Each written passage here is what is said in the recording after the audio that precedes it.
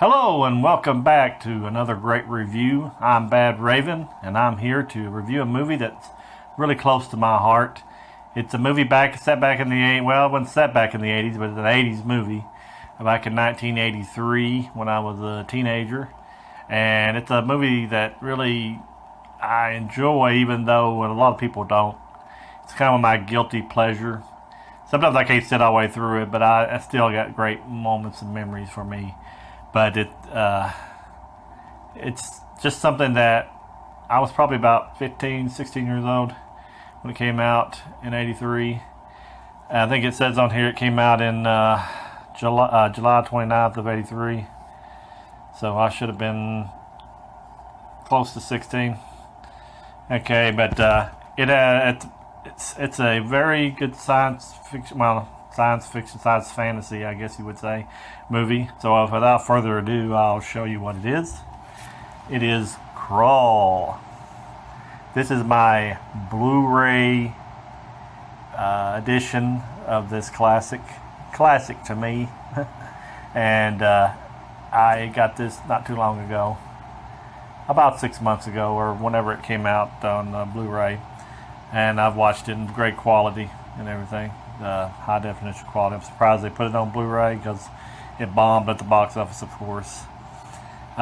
They tried to make a movie that was similar to a Star Wars type movie, a little bit of extra stuff in it, and it just didn't have what it took to go that far.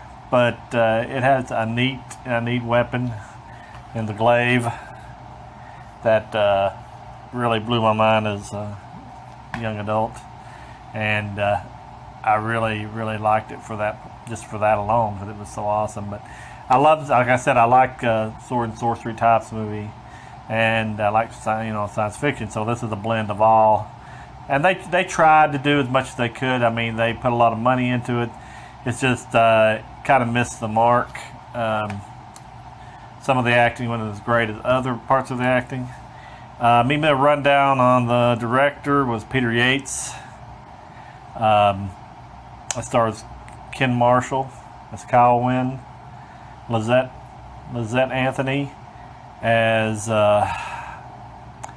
Alyssa, the princess, and don't forget that we got Liam Neeson in it as Keegan. He was one of the bad guys that got turned over to the good side by the Prince Calvin. But anyway, I've got over the years I've accumulated other copies of this. I also have it on DVD.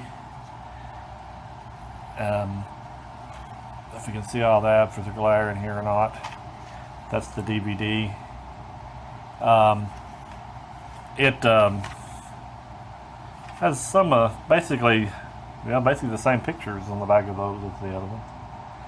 But I do like the actual poster art on this one. This is not bad though. You get to see the glaive in all of its glory. That's called the glaive. And what it did when he would throw it, it would like have knives on the end of it, made like a star. So it had 5 different knife blades. You just press the button and they would come out, and he would throw it and it would come back to him. But anyway, this beast in the picture in the back has come to take over Krull and to take the princess and to destroy Krull. This is also another version of it. I have it on Laserdisc, and I just couldn't pass up the artwork. I bought this. I lost my Laserdisc collection years ago, but this was one I found at a half-price bookstore in Lexington, Kentucky, and it was like $5 or something like that. Really, and I just got it for most of the artwork, which I do have I bought a Laserdisc player back, so I can play it, and it's got the back artwork on it too. I love these big sleeves artwork on any of the movies. I've got several on my walls of movies just for the artwork alone, and it makes it look totally awesome. It's a great picture artwork on it. But like I was saying, the beast has come to Krull to take up all of its all the planet has to offer, and to suck it dry of all of its life, and to leave and go to another planet. Well, its coming was foretold by a seer in this movie, and he tells so the two have to the princess and the the prince and the princess from different families have to get together, and they have to get married to, as what the prophecies say, to fight this beast, this alien entity from space before it gets there. Well, needless to say that the big mountain that floats, that looks like a spaceship going through the sky of the outer space, is flying towards Krull, and it gets there before the wedding, of course. The wedding is taking place, but the beast happens to land there beforehand, and he sends his henchmen, slayers, to the wedding, of course, uninvited, I must say, and they kind of crash the wedding, and they take the princess away from him before they can do the final ceremony of the fire, of passing the fire from one hand to the other, of her passing her fire power to him. And he is, Prince Calvin is shot in the process by one of the slayers, and they escape. The slayers escape with Princess Lissa, and poor Calvin is shot. Well, the seer comes and he doctors him up and gets his spirits back up and tells them they have to go find a mythical weapon to fight the beast with. So that's where they go on their quest or journey, or whatever you want to call it, to find the glaive, which is hidden in the mountaintop, and it's hid is in a lava, and he has to retrieve it. But he gets that glaive, and he goes on, and he sees they run into like a cyclops, a one-eyed creature that was supposedly his planet was destroyed by the beast earlier, and he their people, the cyclops people, wanted the ability to see the future, and the beast tricked them, and now they only can see their death when they're going to die. But anyway, he gets up with them. He runs into him. He runs into a comedic character, a magician. I think of the character's name right offhand, but he was the. Let me see if I can find it on my. I think it's Ergo the Great. He's like a magician type thing, and he it's kind of like the sidekick or whatever, the comedic person in the movie. Always screwing up with his powers, of course. But they all go together to try to find the castle, the fortress, the Black Fortress, which is where the beast lives, and they run into some other inmates that have gotten released or gotten away from their prisons since the war broke out, and Calvin offers them a place when he destroys the beast, a place in his army, because he's now the king after all the destruction is that the beast has happened. So he gets about 6 or 7 men to go with him, besides the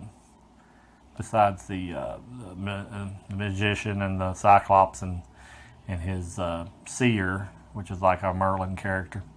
So they go on their quest to find where the fortress is going to be. So they meet up with another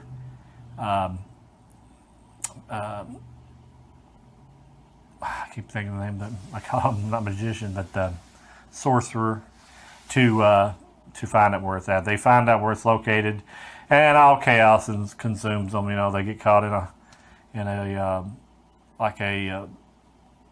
quicksand and stuff later on, where the slayers come up out of the water and start firing on them. And the beast is always showing the castle and showing him trying to seduce the princess to marry him, and they can rule the galaxy, of course. And she, of course, doesn't want that. But anyway, they get back, and it's got a good spider sequence in it, a humongous spider that they have to. The sorcerer that's working with Calvin has to get into the Widow of the Web, and turns out to be his ex-lover or wife or girlfriend of some sort. and she tells him where it's going to be. And of course, he dies before he can go, so it just leaves Prince Cowan and the gang to go. They get to the castle before the sunrise. That's when it moves to a different location, magically, special effects wise. And they get to the tower, and they have to fight their way in against the Slayers and everything.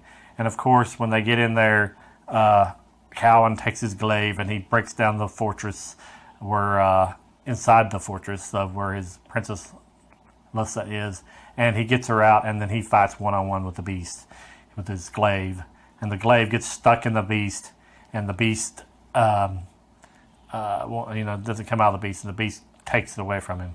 So then he has to find out that the true thing is that he has to finish the marriage ceremony, gets the fire, and burns the poor beast to death, and destroys the fortress, and everybody's happy at the end of it, as they say in the last part.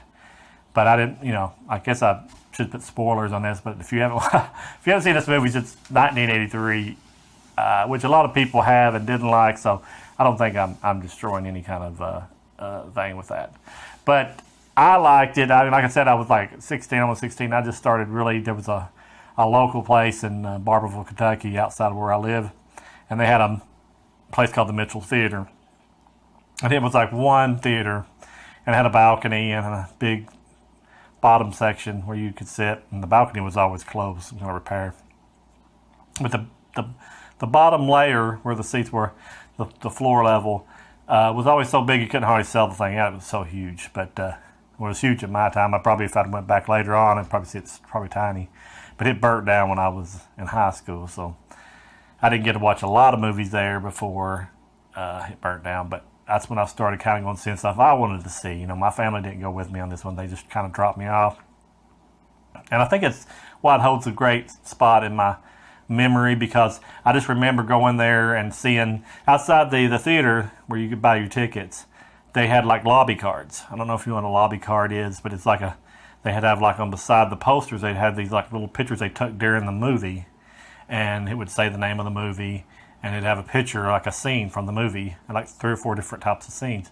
And I would look at those lobby cards, and that would just blow my mind. And they would do that with all the movies they would get. They'd always have lobby cards. And I've never seen it to this day. I know they've quit doing it, but it was a really cool thing at that age to remember. So I guess that, and it didn't have much of a concession stand in it, but you could buy your popcorn and stuff. And I remember seeing posters on the way in for the Friday the 13th final chapter and stuff, and it just was part of my experience growing up that really made me love movies that much more. Because you could go to a movie that nobody else going to see, and you could find a little diamond in the rough. And I'm not saying this is a diamond in the rough with Krull. I'm not saying that it's a great movie by no means, but to me, it holds a place in my heart that I really, really like. Like I said, sometimes I put it on, I can't sit through some of the stuff, I have to kind of skip through. But it had a big ambition, and it tried, and it was state of the art at its time, and it tried its best. This is the same time Return of the Jedi came out, so it had a lot of competition. Didn't do very good at the box office, but they set the bar high with this movie and tried to make it great. And to me, I liked it. Other people don't understand, but they tried something new, which is it's unheard of in Hollywood. Sometimes they didn't, which they might have been trying to get a Star Wars thing on, but it was totally not Star Wars by no stretch of the imagination. They didn't. He might have had his version of the lightsaber, but it wasn't like anything remotely like that as far as the way it was set back in the medieval like times, for me, what it seemed like. They just it just blew me away as a kid, and like I said, it's always held a spot in my memory. I got the poster for it. Like I said, I got the laser disc, the DVD, and the Blu-ray. I used to have the VHS years ago, and I wish I still had it. I'm going to try to get a new release of the VHS when it was first released. I've been doing stuff like that with my VHS collection, but I would like to have that as, because I like to own it on every format I can, and I can play on them. I got VHS machines and Laserdisc, and I even got a CD, so a CED player. And I mean, if I could get on that, I mean, that would be awesome too. I know I can't watch them all, but I just like owning it. That's like, giving my approval to the thing. And also, I'd like for them to come out with, like, since they came out with Tron Legacy, why can't they do Krull Legacy or Krull 2? I mean, and get a really good writing treatment, maybe then go back to Krull and have another battle. I mean, I think if somebody else could get a hold of it, and the special effects the way they are today, it could be just as good as the Hobbit movies. It could be just as good as any of those sword and sorcery type sequels. I mean, they could really knock it out of the park if they want to put time on it. But I know they won't, because nobody really knows anything about it, and nobody liked the first one. But it would be cool. It's something I would love to go see. So this is the end of my review of the Krull movie. Like I said, I've got it. I've got her covered as far as being able to watch it. And I think I got it on digital copy, I think. Maybe I don't. I've got so many digital copies, it's hard to tell. But I hope you enjoyed this review, and we're going to try to do some in-depth reviews like this. And if you liked Krull and you don't like Krull, you can put it down in the comments on my section. I'd like to hear both sides. I understand that it wasn't that great of a movie for some, but this one with sentimental value for nostalgia always has a place in my heart. But please like and subscribe if you want to, if you like the content on this channel, and fund me if you want to add some funds to the operation. And we'll say goodbye to you, and goodbye.